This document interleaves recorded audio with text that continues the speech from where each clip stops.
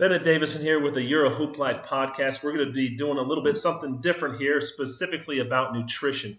We're going to be talking with Rusty Gregory today. He is a 30-year veteran and well-knowledged and well-versed in athletes, non-athletes, nutrition, weight, things of that nature. Rusty, how you doing today? I'm good, Bennett. How are you? Outstanding. Yeah, I just want to kind of pick your brain since you're a wealth of knowledge. I'm a personal trainer. You're a personal trainer. You have about 20 more years of experience than I do. But I just wanted to kind of design this interview specifically for international basketball players. We will pretty much sign a contract on Monday, and we will leave the country Friday or Saturday, and we'll be gone for 9 or 10 months into a industry or into a different country in a city. We want to kind of find out from your health perspective and knowledge, what are the best things to be able to do when you get to the new city? What are some of the things that we should eat? McDonald's and Hungry Jack's in Australia is the same thing as Burger King, aren't going to be the best nutritional things. What are some of the things that you would advise to inform these players on when they first get to a country on how to eat? Well, first I would say that this is a monster topic. When you're dealing with kind of nutrition, you're looking at a lot of misinformation that's out there. You're looking at a lot of unknown information, a lot of things that science doesn't even know yet. You're looking at people who have intolerances and allergies and reactions to foods that can be, So trying to come up with a particular diet for any one person is not only impossible, but very, very challenging. So with that in mind, let's quickly talk about what a healthy diet is and what an unhealthy diet is. Those are such nebulous terms. So let's look in terms of our conversation. Let's look at a healthy diet as being something that is a nutrient-dense, real food diet. All right, it's not a highly processed food diet. It's not something you pull out of a can or a jar or a bag necessarily. But it's real food. And you're going to have problems traveling overseas carrying fruits and vegetables and meats, right? Yep. So we'll get into that in a few minutes. But an unhealthy diet are foods that are full of sugar, industrial seed oils such as soybean, canola. Simple carbohydrates. Simple carbohydrates, yes. And these, because it is so, not only does it create a sugar spike and an insulin spike, which can lead to problems down the road, it's also highly inflammatory, along with industrial seed oils like soybean oil. Well, that's what a lot of basketball is. I was explaining to you, we have 2 hours of practice in the morning, 2 hours at night, and if you're sore for 9 months straight, and that's one of the things I wanted to pick your brain about is how do we reduce that inflammation? You get rid of those foods. I mean, that's the first thing. Simple. That's the first recommendation right there. And I can't tell you, I do work with basketball coaches who have played over the course of time and would totally agree with me. As I've worked with them, they would say, oh, my knee pain, my shoulder pain, my whatever pain has gone away once I eliminated sugar. And that alone. But we do also know that grains can also are very gut disruptive. We've all heard about gluten and what it does to the inner lining of your small intestine. It opens up the floodgates to potential autoimmune disease and all kinds of things like IBS, IBD, those kinds of issues. Not that any of you as basketball players right now are experiencing those things. Over the course of time, you certainly can. Inflammation, even though inflammation can prolong your recovery from a knee injury, from shoulder aches and pains, that kind of thing, and just constant play, not really getting a lot of downtime and rest. It does, when you do this day in and day out with this type of diet, you create a chronic inflamed state. That is the foundation of chronic disease. And we've all heard that. Yep. Chronic disease is cancer, heart disease, diabetes. You may not be thinking about that right now. In 10, in 20, in 30 years, I can assure you will be, especially if you stay on this track. And there are other issues that also create, and we're looking at the microbiome, and it's a balance between good and bad bacteria. Your diet, the microbiome, that bacteria. We've got about 10 trillion plus bacteria And it sounds like a slow transition to convert your body to that. It is. And so this is one thing I want to make sure I add here is that you don't want any major dietary changes during the season, because like training, your body adapts to the training. Mm-hmm. So can major dietary changes create somewhat of an adjustment period, an adaptation period. But I'm all in favor of knocking out the really trash foods that you might be eating right now on a regular basis. Yep. All, if for no other reason, for the sake of inflammation. And so when we get a contract, like we'll have an agent, we'll get offered a contract Monday.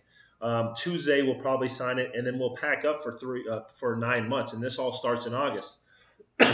In doing so, we probably finish our season in April and May. So we're over in a different country. What is probably in step one when you first get over to a different country, whether you're in Australia or you're up in Finland or you're over in even Bahrain, some countries of this where you go to a store, you're like, is that a grocery store? Is that a clothing store? Is that a tabacaria? What is the best place, or what's the first thing you should look for when you want to be able to say, hey, you know what? I have my apartment. I have a refrigerator. I want to eat at home, not eat out because I'm not sure of what's actually over there in these countries. What do you recommend as step one, step two for a player to be able to I would start with step 0, and that is making sure, bring some things. You're not going to be able to bring food over that is, like I said a minute ago, fresh, real food, nutrient dense. You're not going to be able to transfer, go from country to country with that. But you can bring packages of nuts. You can bring things that are organic nuts. You can have, there's actually a thing that my wife buys for my kids, keto cereal, which is really good. I mean, these are things that are packaged up that you can carry over. You can eat in the airport, or you can take for snacks along the way. And there are lots of healthy things that you can buy online. Okay, if that's 0, step 1 is I'm looking at the hotels. I'm calling the hotels. I'm finding out what their menu looks like. I'm going to look at those menus online. I'm going to look at area restaurants as well. I'm looking for primarily restaurants that have gluten-free menus. Maybe just go to Google Places or something and just type Google Places, you bet. Absolutely. Google it. DuckDuckGo, I believe, is another one that you just search and take a look at what they got in the area and where you'll be staying, where you'll be playing, where you'll be spending most of your time. Restaurants, gluten-free. The purpose of that is not necessarily that I'm encouraging everybody to go gluten-free, as much as those restaurants tend to have items on the menu or a staff that's going to be more amenable to changes, healthy changes that you're going to want if you're following what we're talking about. And it seems like if you're not energy enough, and I think a lot of restaurants have changed from a lot of people sitting in to, hey, I'm just going to call, go pick it up, and let's take it back home. So it's a very convenience thing also, because you just got done with 4 hours of high energy, pumping energy all day, that you don't want to meal prep. Hey, find a couple, 3 places that you want to be able to find and say, hey, I'm calling, I'll be there in 15 minutes, or I'm on the way home from practice, and then they'll have it. It just takes a day to probably research a few of those places. Exactly, if that. But you got to make a plan. First, a plan is huge in all this, because if you don't, your chances are you're going to fail at this. You got to know what you want to eat. You got to know what you're looking for, and you got to know who to ask. You can even contact local teams, the teams you'll be playing, and ask what restaurants or areas that they recommend to their players. Or a team sponsor restaurant. A team, yes, exactly. So you've got that. You've got. I would highly. If budget is an issue, eat your bigger meals at breakfast and at lunch. And some of these things, if you can go to grocery stores, the supermarkets, where they sell some gluten-free or some healthy lines products like this throughout Europe. I know they have the Lidl supermarket and the Aldi, A-L-D-I, I believe it is. Yes, there are Aldis. Yes, that is a big brand name over there. Yes, and they will, and they're spread out through multiple countries. It's not just Germany.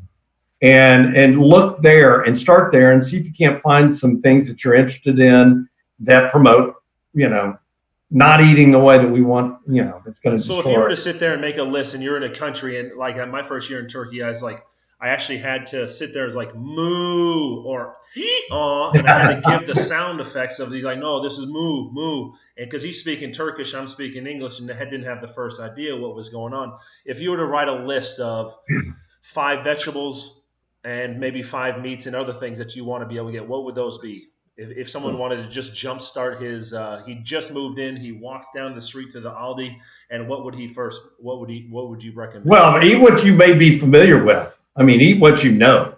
I mean, you're going to find some beef and chicken, perhaps, or maybe you're not. Maybe you find some horse and some, squirrel. I have no idea.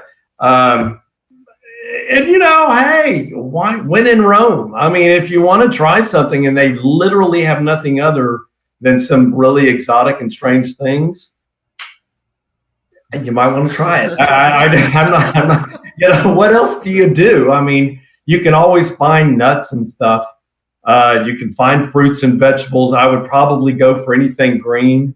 Mm-hmm. Anything, again, identifiable with the vegetables. You can identify by looking at it. Yep. A big hunk of red meat, you may not know what that is, and that's you're going to be taking that chance, taking that risk, and you maybe got to learn by your experiences.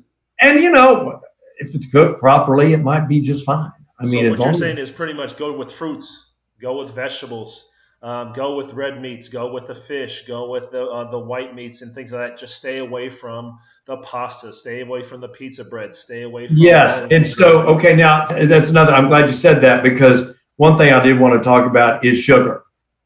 Sugar is very disruptive to your body, to your health, from an inflammatory standpoint, which we just said. However, it does provide one need for a basketball player in terms of energy. It's quick energy. It's sugar that enters and is converted to glucose in the blood, and you can use it immediately for a pickup. Yep. I get it. But it will destroy your gut over time. And that's what you got to be careful of. So if you're eating enough of these fruits and you're abstaining from pastas and breads and things like that, you need to eat a lot of the fruits and vegetables, because you're going to need it for basketball and your energy. No doubt about it. And so buy plentiful amounts of fruits and vegetables. And I recommend in some of these smaller towns that you're going to be playing in, you're going to be visiting, look for the farmers markets. They're coming. The farmers markets will provide you with locally grown fruits and vegetables, and you want fruits that are harvested and get to your plate really quick. I mean, the nutrient starts to diminish right after they're harvested. Yeah. You want to eat them as quick as possible. So that's why these markets are really good. And these weekly markets, some of the larger cities have weekly markets as well as the smaller, and they go on for just in the mornings, and they kind of travel. Yep. On the weekend. I think they're sometimes they have weekend markets and stuff. One thing I always tell one of my clients, I said, over every 50 years, from 1890, they said the average American person consumed 4 pounds of sugar. In 1920, it went up to 18 pounds of sugar. And right. I think it was the 1940s, it went up to 50 pounds of sugar. And now in 2020, it's about 150 pounds of sugar a human consumes annually. It's insane. That is insane.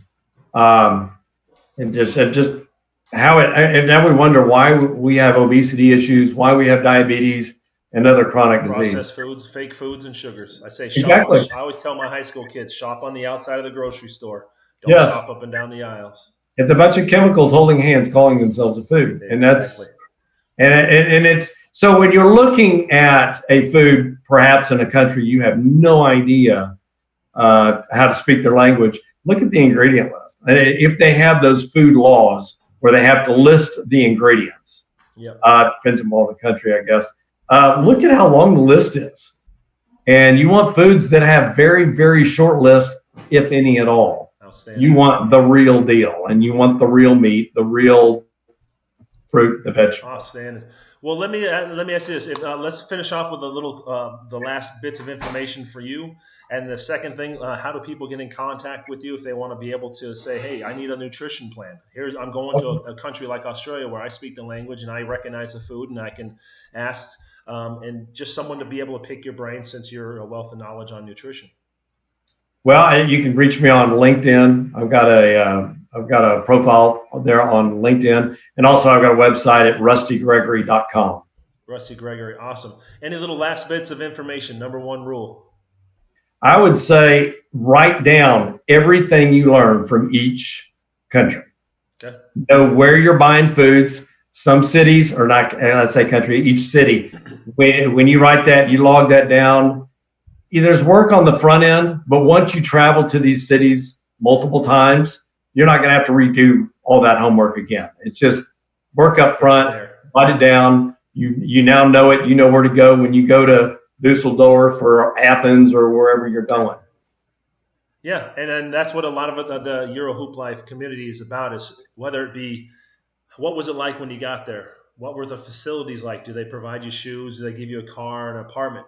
Do they pay their salaries on time? And at the same time, in this community, we want to be able to have nutritional things, because you're over there using the best years of your life from 20 years old to 35 years old to be able to be as healthy and injury reduced as possible. So, yes. Rusty, thank you very much for your time. I appreciate your knowledge, and I will wrap up this interview. Great. Thank you, Bennett. I appreciate it. Thank you, sir. All righty.